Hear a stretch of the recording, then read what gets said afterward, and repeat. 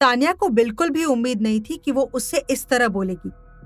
उसे बिना किसी कारण जबरदस्ती चेतन से शादी करने के लिए मजबूर कर दिया गया था और अब यामिनी उसे ही इस बात के लिए जिम्मेदार ठहरा रही है। वो बिना कुछ बोले कुछ देर तक यामिनी को चुपचाप देखती रही। फिर उसने कहा, मैं सिर्फ तान्या हूं। यामिनी ने लापरवाही से हंसते हुए तान्या से सीधे पूछा, क्या तुम चेतन के करीब आ चुकी हो? मेरा मतलब तो तुम समझ ही गई होगी। यामिनी का सवाल सुनकर तान्या चौंक गई और आश्चर्य से उसकी ओर देखने लगी।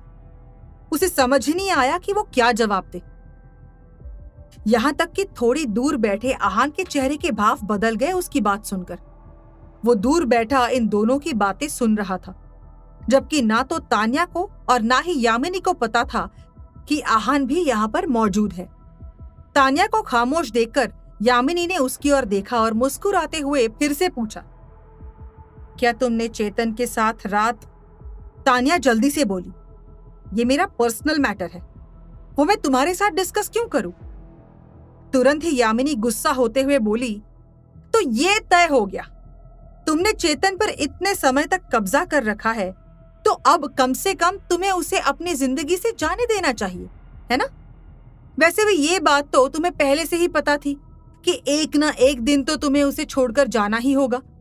इसमें इतना ड्रामा करने की क्या जरूरत है अभी? एक बार फिर से यामिनी की बात सुनकर तान्या की बोलती बंद हो गई, लेकिन क्योंकि ये मामला यामिनी का बहुत पर्सनल था, तो वो ऐसे चुपचाप बैठकर तान्या की हर बात पर यकीन नहीं कर सकती थी। इसलिए उसने तान्या को घूर कर देखा और फिर जैसे ही बोलने के लिए उसने मुंह खोला, उससे पहले तान्या ने उससे कहा, मैं तुम्हारे वापस आने का इंतजार कर रही थी, लेकिन अब तुम। नीचे यामिनी के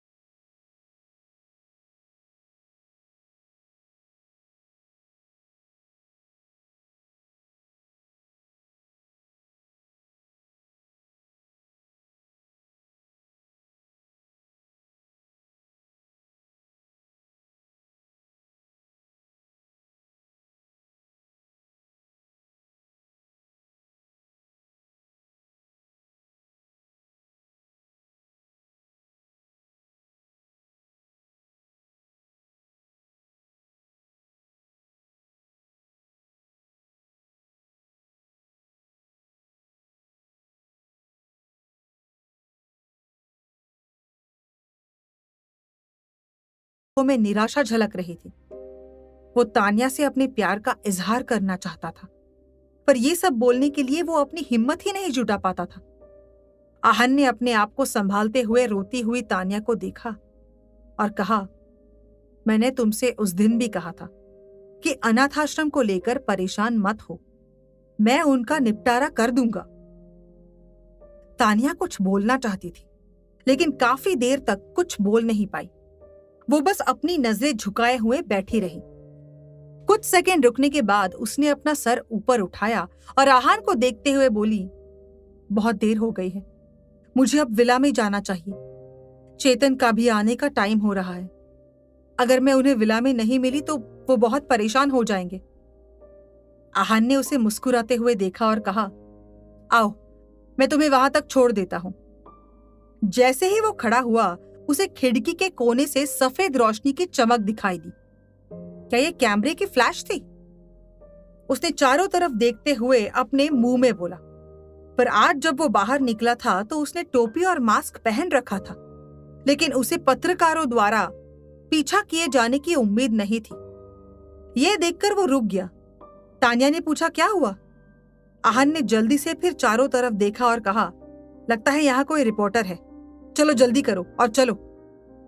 जब तान्या विला में वापस गई तो कमरे में प्रवेश करते ही उसने चेतन को दरवाजे पर खड़ा देखा। उसने जैसे ही तान्या को आते हुए देखा, वो दौड़ता हुआ उसके पास आया और बोला, कब से इंतजार कर रहा हूं तुम्हारा, कहाँ चली गई थी तुम? तान्या ने उसकी ओर देखने की हिम्मत नहीं की और अपने पर्स को टेबल पर रखते हुए धीरे से बोला, मुझे लगा कि आपको मीटिंग में टाइम लगेगा, इसीलिए मैं टहलने के लिए बाहर चली गई थी। चेतन कुछ देर तक उसे देखता रहा, जिससे तान्या और भी घबरा गई। उसे डर इस बात का भी लग रहा था कि कहीं चेतन ने उसे आहान के साथ तो नहीं देख लिया। उसकी नजर बहुत तेज थी। ऐसा लग रहा था कि वो एक ही नजर में सब कुछ देख सकता है। चेतन ने उसकी ओर देखा और जोर से अचानक हंस पड़ा और उसका हाथ खींचकर अपने करीब करते हुए बोला, अरे यार, तुम इतनी छोटी छोटी बातों पर इतना क्यों डर जाती हो? अच्छा छोड़ो इन सब बातों को, मैंने आज सुबह से कुछ नहीं खाया है, मुझे बहुत तेज भूख लग रही है, चलो पहले खाना खाते हैं। चेतन की बात सुनकर तान्या की जान में जान आ गई थी। ठीक है चलो। वो चुपचाप चेतन के पीछे चलने लगी। चलते चलते तान्या ने अपनी गर्दन के आसपास का पसीना साफ किया। अचानक चेतन के सवाल पूछने से वो बहुत ज्यादा डर गई थी। 2 कदम चलने के बाद चेतन अचानक घूमा और अपना हाथ उसकी ओर बढ़ा दिया। मेरा हाथ पकड़ो और हाँ, आगे से मुझे बताए बिना कहीं पर मत जाना। चेतन की बात सुनकर तान्या समझ गई थी कि वो उसे ऑर्डर दे रहा था, क्योंकि ये बोलते हुए उसका टोन बहुत अजीब था। इस टाइम तान्या अपने आप को दोषी महसूस कर रही थी, इसलिए उसने चेतन से कुछ नहीं कहा और उसका हाथ पकड़कर उसके साथ चलने लगी। तान्या ने महसूस किया कि चेतन ने उसका हाथ बहुत मजबूती से पकड़ा हुआ है। ऐसे ही हाथ पकड़े हुए ये दोनों डाइनिंग रूम की तरफ जा रहे थे। अचानक तान्या रुकी और उसने पूछा, चेतन, अगर कोई तुमसे किसी बहुत जरूरी बात के बारे में झूठ बोले तो तुम क्या करोगे? ये तो बात के ऊपर डिपेंड करता है कि वो कितनी जरूरी है। चेतन ने बिना सिर घुमाए पूछा, उदाहरण के लिए आपका भरोसा और प्यार। जैसे जैसे वो बोलती जा रही थी, तान्या की आवाज नरम और नरम के साथ गिल्ट से भर गई थी। जैसे ही उसने ये कहा,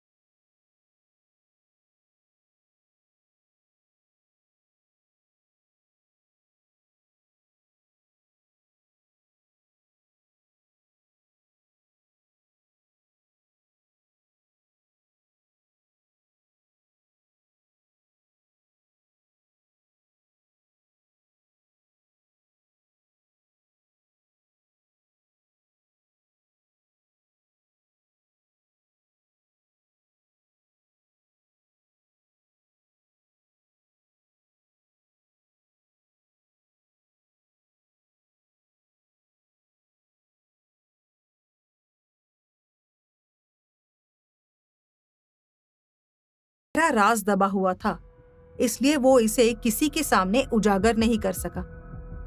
तान्या ने चेतन का हाथ कसकर पकड़ लिया और उसे रुकने के लिए कहना चाहा। हालांकि चेतन ने आगे कहना शुरू कर दिया। शादी के बाद कोमल की शारीरिक स्थिति के कारण वो 35 वर्ष की होने के बाद भी निसंतान थी। कोमल का परिवार राजनीति में था और वो लोग बहुत पावरफुल थे, इसलिए कांतिलाल जायसवाल यानी कि मेरे पिता ने कोमल के परिवार वालों से शिकायत करने की हिम्मत नहीं कर पाए कि अपनी बेटी मां नहीं बन सकती। लेकिन जायसवाल परिवार के प्रभावों पर विचार करने के बाद कांतिलाल जायसवाल के माता पिता, जो मेरे दादा और दादी थे, उन्होंने कोमल के साथ चर्चा करने के बाद कांतिलाल जायसवाल को बाहर किसी दूसरी औरत को ढूंढने के लिए कहा ताकि वो उन्हें बच्चा पैदा करके दे सके।